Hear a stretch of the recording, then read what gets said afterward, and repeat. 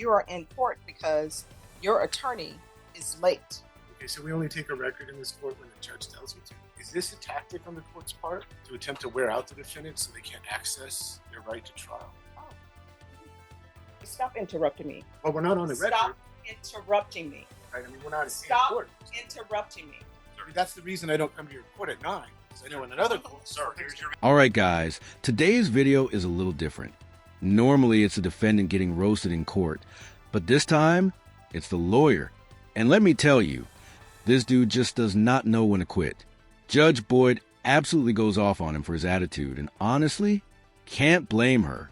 Lawyers are supposed to stay professional, not throw tantrums like kids in Walmart. But nope, this guy is out here doing the most. Watch closely, and let me know in the comments if you think this lawyer crossed the line. Now, let's roll in. All right, I'm going to ask you the same question that I asked everybody else. Has an acknowledgement of discovery been done in the have it in the trial? I have signed a few of them. All right, so has there been any new discovery? Not to my knowledge. All right, so you can make sure that the acknowledgement of discovery, the state actually has it, the court has it inside of the court trial, and obviously it's doing things on its own. So I'm going to have y'all come back tomorrow. You're not number one on the docket. Okay. There are a couple of cases that are ahead of you. So those cases may end up going for 4 years. We'll just see where we are. Okay. That's cool. Respectfully, Your Honor, Mr. Rios always appears, always waits all day. This is impacting his employment. We would ask that if we're not likely to be called upon, that we be released. Additionally, I have experts for this trial that we have attempted to bring in, but we never know, and because the case is older now, when we should bring those experts in. So I'm going to have to approach the court and request additional funds for those experts if we're reset. So I would ask the court either to give us some preference tomorrow for trial. If we can't do that, to release Mr. Rios so that he can go to work. All right. Be here exactly. Okay. Yes. All right. Be here exactly. Understand? Now, Your Honor, respectfully, every time we come to court, we lose an entire day of work ourselves, too. This is not typical of most of the courts in this county. Oh, yeah, it is very typical. It's not. Yes, it is. You can say that, Judge, but I practice in And the say courts. and it very is typical. Because every attorney that's here has a case that's set for jury trial. And this is what ends up happening. What ends up happening is I will allow people to go to civil cases to be out of county, and then their client is sitting here waiting for them, and for some reason, that's the court's fault. That's not the court's fault when attorneys are not showing up at 9 or whatever, and then they stroll in at 9:30 or 9:45. So what I'm telling y'all, 9:30. See y'all at 9:30. Thank you. Coordinator will give you a reset form. Understood. Your Honor, All right, I'm thank trying to you. make a record. I don't see the court reporter typing. Okay, so we only take a record in this court when the judge tells you to. The case was called. No, the case wasn't called. When I call the case, I call it by the style of the case. All right? All right, so I'll see y'all at 9:30. Judge, I have to ask you, is this a tactic on the court's part to attempt to wear out the defendant so they can't access their right to trial? Judge Boyd really puts him in his place. Clip 2. Bro, what is this attorney even saying right now? The judge literally told him, see you tomorrow at 9:30, and instead of just leaving like a normal human, he turns around and asks if the court is trying to wear out the defendant. Like what? No, sir. The only thing wearing out the defendant right now is you. This man is sprinting laps of nonsense, while his poor client is probably wondering if self-representation would have been the better option. Seriously though, what's this guy's deal?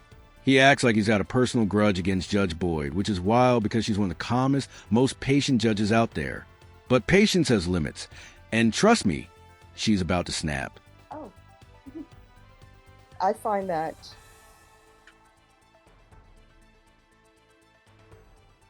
very inappropriate to say when there is no proof and people are just throwing things out.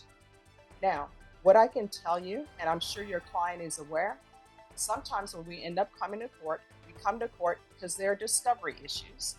Sometimes when you're in court, you are in court because your attorney is late. And when I say late, I mean that when a case is scheduled in this court and it's scheduled for 9 a.m. and attorneys go to different courts because they want to go to different courts first, it is not the court's fault that you're sitting here for 12 o'clock or 1:30 or coming back over break. Number one, I have a lunch break.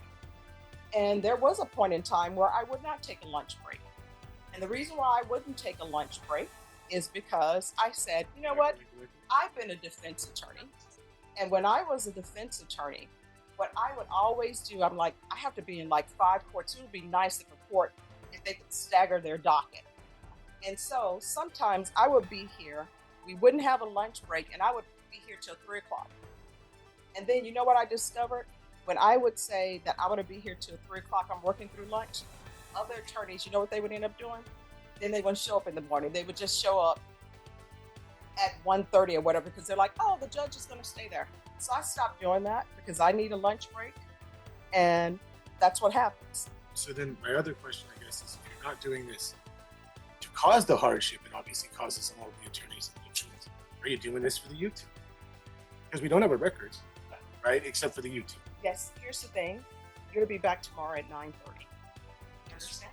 Yes. All right, thank you so much. And once you sign the reset form, you'll be here tomorrow. If somebody goes before you, somebody goes before you. Your counsel is well aware, or should be well aware, if he's been practicing in Bexar County, Almost that 20 there years. are Now, here's where it gets even crazier. This dude's been practicing law in this county for nearly 20 years. And yet, he's giving off straight-up sketchy, back alley lawyer vibes. Like, the kind of guy who takes your case behind a gas station and then forgets your court date. But the real kicker? He accuses Judge Boyd of using her YouTube stream for money. Excuse me? That's insane. She's literally running a U.S. courtroom, not grinding Twitch donations. My guess? She's using YouTube as a transcript tool. But this guy is reaching so far, he might as well be climbing Mount Everest. At this point, he's either trying to bait her into snapping, or he's one of the most delusional attorneys I've ever seen. And to the defendant, blink twice if you're okay, my guy. of cases that are on the docket for jury trial. So, for example, I had approximately 40 cases down for jury trial today. And what ends up happening, sometimes people who are in custody take precedent because their cases are older than yours. You understand?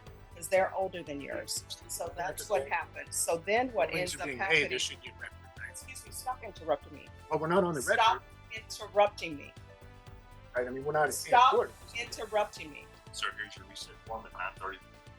So what ends up happening, sir, is that people who are in custody, sometimes their cases take precedent. And the reason why it takes precedent is because their cases are older and because the jail is overcrowded. Now, as you may or may not be aware, I call the docket all the time at 9 a.m. And sometimes when I call the docket at 9 a.m., defense attorneys are not here. Your attorney knows when he has not been here at 9 a.m. And then you have to wait. And you Judge, need you're to aware be that every here. court starts at 9. And you need to I have be other here. cases. And you need to be here at 9. So when your attorney is somewhere at another court, you know what ends up happening? Your attorney has made the choice to have you sit here and go to another court before Well, coming that's not here. exactly true You because all of understand? those courts got All right, prisoners good for luck to talking. you. All Thank of us you. got Thank you, recalls sir. today. Thank you, Right, sir. Judge? So, I mean, what did we get Have a nice afternoon, sir. I mean, that's the reason I don't come to your court at 9, because I know in another court, Sir, something's here's your actually answer. occur. And the courts have exactly the same Sir. jurisdiction. Right this way, sir. And no, he's not done. Judge Boyd starts moving on to her next case, but this clown just lingers like background noise, which takes us straight into... Hi.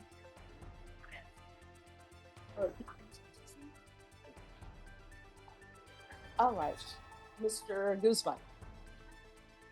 Yes. All right, so before the interpreter came, and correct me if I'm wrong, your attorneys came forward to let me know that they just received a new indictment. Is that correct? Yes, Your Honor. All right, and so that indictment, excuse me, step away. I was doing with the court order meeting and checking on the discovery. All right. So, what ended up happening is your attorneys.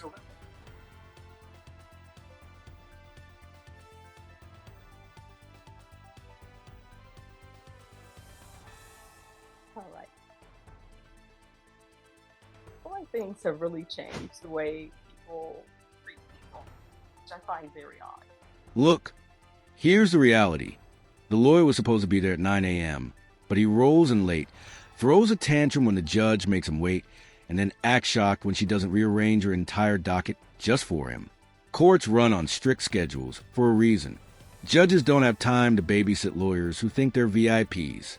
Judge Boyd had 40 trials that day, and this man still expected special treatment? Absolutely not. Honestly, the way he crumbled under pressure was embarrassing. He's a grown man, but he's out here acting like a toddler who didn't get a snack before nap time. Emotional stability is literally part of being a lawyer. If you're throwing tantrums in open court because things don't go your way, maybe you shouldn't be defending people's rights. For me, Judge Boyd is 100% in the right here. But what about you guys? Drop your thoughts in the comments. Do you think the lawyer had a point, or was he just way out of line?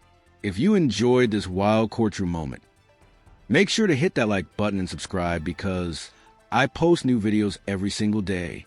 Thanks for watching, and I'll catch you in the next one.